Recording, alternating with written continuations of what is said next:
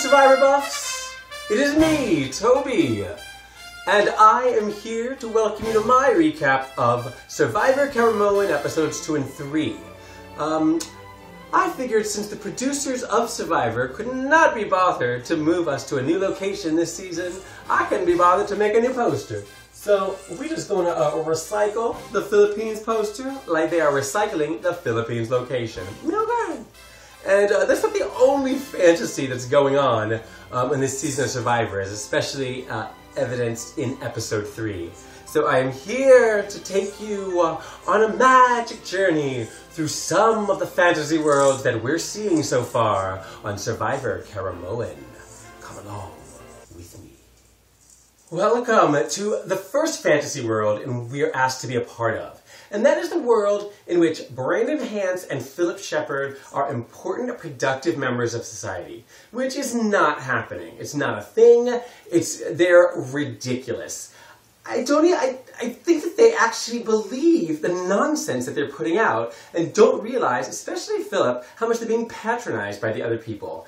I, for one, am tired of it. I'm sick of it. I'm tired of seeing it. We had a season each with these morons. Let's move on.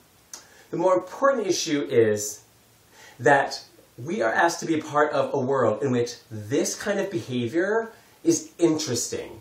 This whole Cochrane on Wednesday nights at 8 o'clock, I would wait for CBS, for Survivor to come on. That whole monologue and thing was such a load of crap. Nobody is home to watch this ridiculousness. Phillip with that hat on, or Phillip talking about the NBA. It's so silly. They have nothing, clearly, to talk about or to show. Because in 3 days, that was the most exciting thing they could show. That's ridiculous. CBS, Mark Burnett, Jeff Probst, I'm tired of us being asked to believe that this is actually interesting reality television. Because it's not.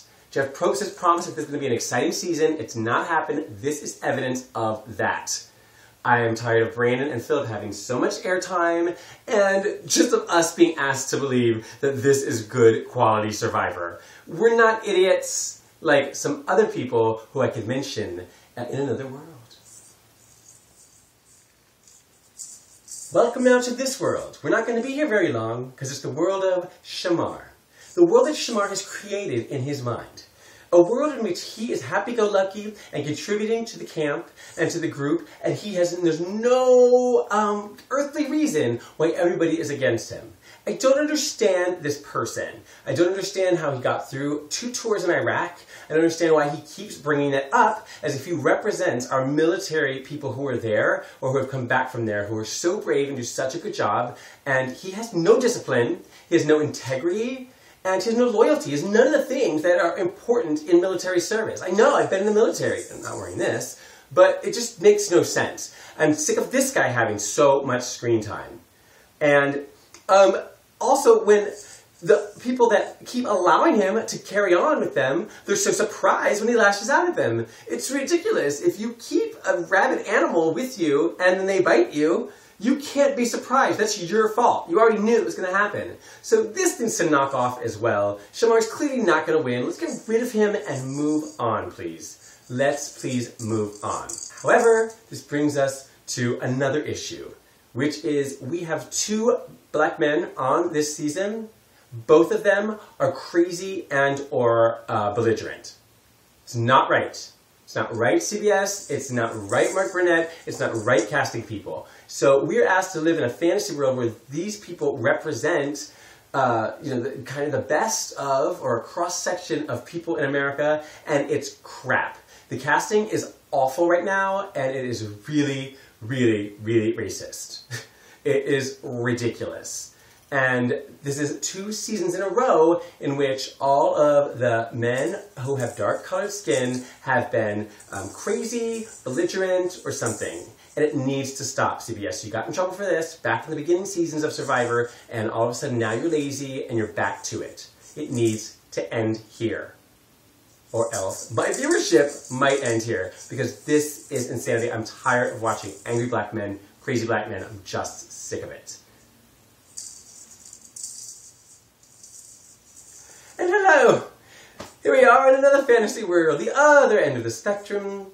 It's a fantasy world that we saw inhabited by Mitt Romney and the Republican Party this fall before the election, and it's a world inhabited by Eddie and Reynolds and those two other random girls who got voted off. And it's the world in which the white people, the entitled people, can be a minority and still have power.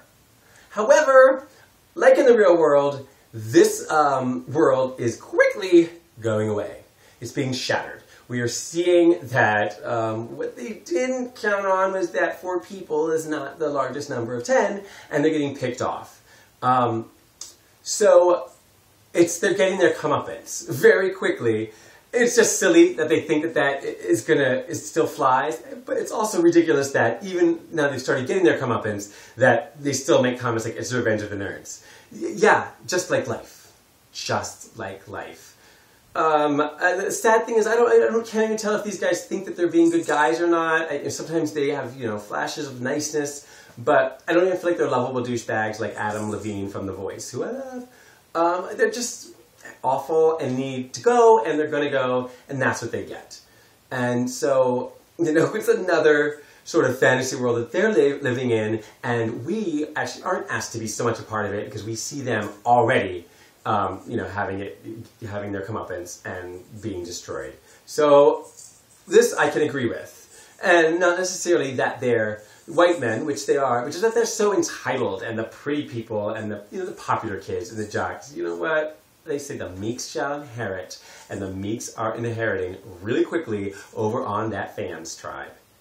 I cannot wait for a lot of this dead weights and these just extreme characters to be gone. And so we can move on to the actual game of Survivor, fans versus favorites, in the Philippines, Caramoan Islands area region.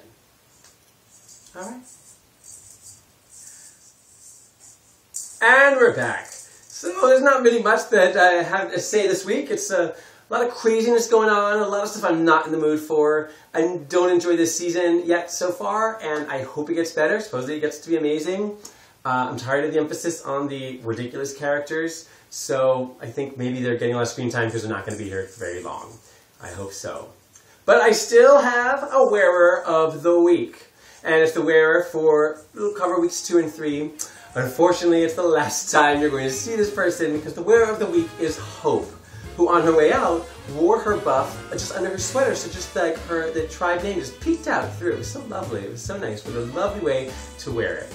But her reliance, both literally and figuratively, no longer has hope. I am Toby Blackwell, and I will see you next week for more Survivor Caramoan, and hopefully it gets better, it gets more exciting. In the meantime, Calagon, take me home.